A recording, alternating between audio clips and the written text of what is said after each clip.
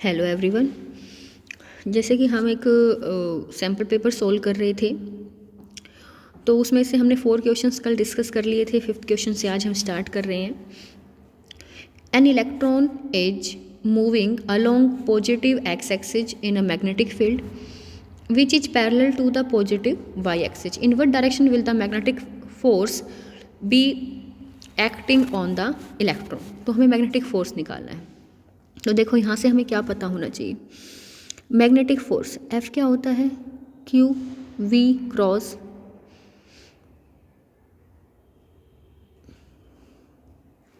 F is equal to Q V cross B, है ना। यही होता है हमारे फोर्स का फॉर्मूला। इसका मतलब क्या है? F is equal to Q V cross B, कि जो हमारा F होगा that will be perpendicular to both V and B, कि हमारा जो फोर्स होगा वो V एंड B दोनों के ही क्या होगा? परपेंडिकुलर होगा। तो ये हमें यहाँ से देखना है। तो अगर हमारा एक एक्स एक्सिस में है, एक वाई एक्सिस में है, तो F किस में आ जाएगा? हमारा जेड एक्सिस में। तो यहाँ पर हमारे पास जो आंसर होगा वो होगा अलोंग जेड एक्सिस। क्लियर? तो अब देखिए नेक्स्ट 6th क्वेश्चन।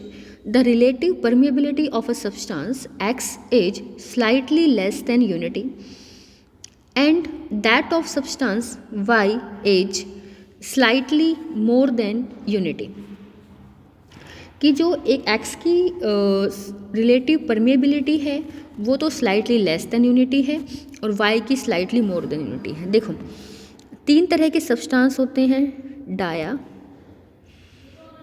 पैरा और फेरो। डाया के लिए लेस देन 1 होती है, पैरा के लिए स्लाइटली ग्रेटर देन 1 होती है और फेरो के लिए ग्रेटर देन 1, मतलब बहुत ज़्यादा 1 से ज़्यादा होती है। तो यहाँ पर जो हमारे पास x है उसके लिए क्या आएगी? x के लिए स्लाइटली लेस देन 1, इसका मतलब x क्या है हमारा? डाया। x डाया हो गया, स्लाइटली लेस देन यूनिटी है। y में स्लाइटली मोर देन यूनिटी है, तो वो हमारे पास y क्या आ गया? हमारे पास पैरामैग्नेटिक, वाई पैरा आ गया। तो इसका मतलब क्या ऑप्शन हो गया हमारे पास? Option D. नेक्स्ट देखिए,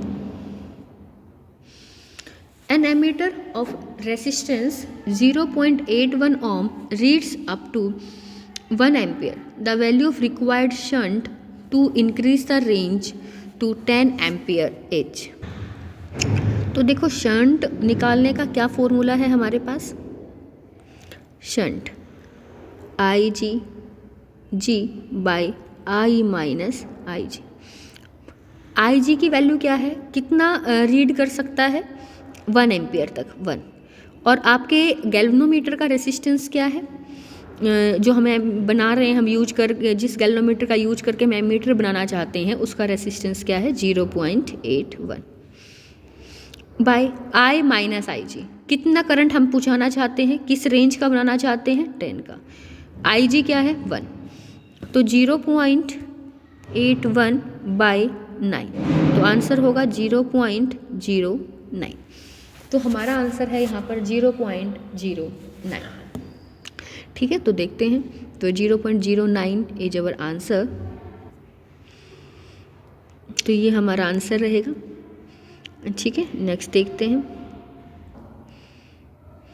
an electron with angular momentum L moving around the nucleus has a magnetic moment given by. ये आप देखोगे तो आपका पूरा एक्सप्रेशन ही है आपकी नोटबुक में, जिसका आंसर आता है आपका EL/2m।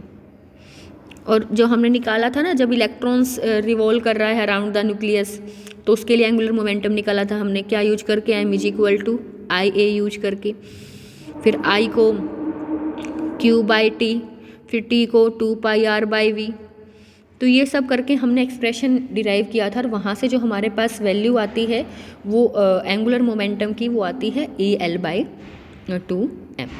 क्लियर? तो ये हमें एंगुलर मोमेंटम यहाँ से निकाल लेंगे हम, और ये पूरा एक्सप्रेशन ही आप अपनी नोटबुक में देखोगे आपको समझ आ जाएगा। तो जो मैंने आपको बता भी दिया है कि m is equal to IA से स्टार्ट करके I को Q/T करोगे, T को 2πr/v करोगे, सब जगह से पुट करोगे तो you will get the answer EL/2m। तो यहाँ पे हमारे पास आंसर रहेगा EL/2m।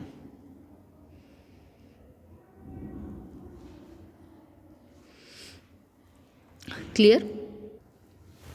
Next is the large scale transmission of electrical energy over long distances is done with the use of transformers. The voltage output of the generator is stepped up because of, देखो दो तरह के transformer होते हैं हमारे, एक step up होते हैं और एक स्टेप डाउन होते हैं, ठीक है, स्टेप अप और स्टेप डाउन। तो स्टेप अप हमारे पोटेंशियल को इंक्रीज करते हैं और स्टेप डाउन हमारे पोटेंशियल को डिक्रीज करते हैं। तो वो कैसे इंक्रीज और डिक्रीज करते हैं, क्या चीज़ें उसमें यूज होती हैं? तो जो स्टेप अप है वो क्या करेगा, वोल्टेज को इंक्रीज करेगा, करंट को घटा देगा। हम लिखते हैं ना कि step up transformers at low voltage high current, या हाई वोल्टेज लो करंट, या हाई करंट लो वोल्टेज। एक चीज़ हाई होगी दूसरी लो होगी, क्योंकि एक चीज़ बढ़ रही है जब दूसरी, क्योंकि everything follow the law of conservation of energy. जब एक चीज़ घटेगी तो ही तो दूसरी बढ़ेगी ना। तो जो ट्रांसफॉर्मर है it is also based on law of conservation of energy की इसमें पावर क्या रहती है हमारी, कांस्टेंट रहती है। और पावर किसके इक्वल है, वी आई के। पावर क्या रहेगी, कांस्टेंट। तो अगर हमारे पास वोल्टेज बढ़ेगी इसका मतलब करंट कम हो जाएगा, और करंट बढ़ेगा तो वोल्टेज कम हो जाएगी। तो अब आप देख सकते हैं कि जो हमारा स्टेप्ड अप है वो किसके लिए हुआ स्टेप्ड अप, एक तो रिडक्शन ऑफ करंट की वजह से, और सेकंड है power loss is cut down. जो हमने पावर लॉस नहीं है, power loss is cut down, क्योंकि मैंने बताया ना पी कांस्टेंट है, वी आई एक बढ़ेगा घट जाएगा। तो यहाँ पर आंसर रहेगा आपका डी, बोथ ए एंड सी। देखिए नेक्स्ट क्वेश्चन है हमारा, The diagram below shows the electric field E and magnetic field B, components of an electromagnetic wave at certain time and location. E and B की हमें direction बताई हुई है, तो E नीचे है, B यहाँ पर हमारा इस डायरेक्शन में है। हमें निकालना क्या है, velocity, the direction of propagation. As we know that V is equal to E cross B, कि जो V होगा वो वेलोसिटी होगी जो EM वेव के प्रोपेगेशन की, that will be perpendicular to both electric and magnetic field. तो जब हम यहाँ पर ये फॉर्मूला लगाएंगे कि it will be perpendicular to both electric and magnetic field, अगर हमारा इलेक्ट्रिक फील्ड ऊपर वाली डायरेक्शन में होता, यहाँ की बजाय यहाँ पर होता, तो जो हमारे पास डायरेक्शन आती, हम अपना जो रूल यूज करते हैं अपना राइट हैंड थंब रूल, तो हमारे पास डायरेक्शंस आती perpendicular to E and B and into the plane of the paper. But जो आपका E है वो -y डायरेक्शन में है, तो वहाँ पर हमारे पास डायरेक्शन क्या आएगी, perpendicular to E and B and out of plane of the paper. तो जो हमारा ऑप्शन ए है वो करेक्ट रहेगा। आपको बस ये ध्यान रखना है जो वेलोसिटी है वो दोनों के परपेंडिकुलर है। जब अगर इलेक्ट्रिक फील्ड ऊपर होता है तो जो डायरेक्शन आती है पेपर के अकॉर्डिंग वो into the plane of the paper आती है। अगर E हमारा नेगेटिव में है तो हमारे पास जो परपेंडिकुलर की डायरेक्शन आएगी वो out of the plane of the paper आएगी। Hope this will be clear to you. Next देखते हैं,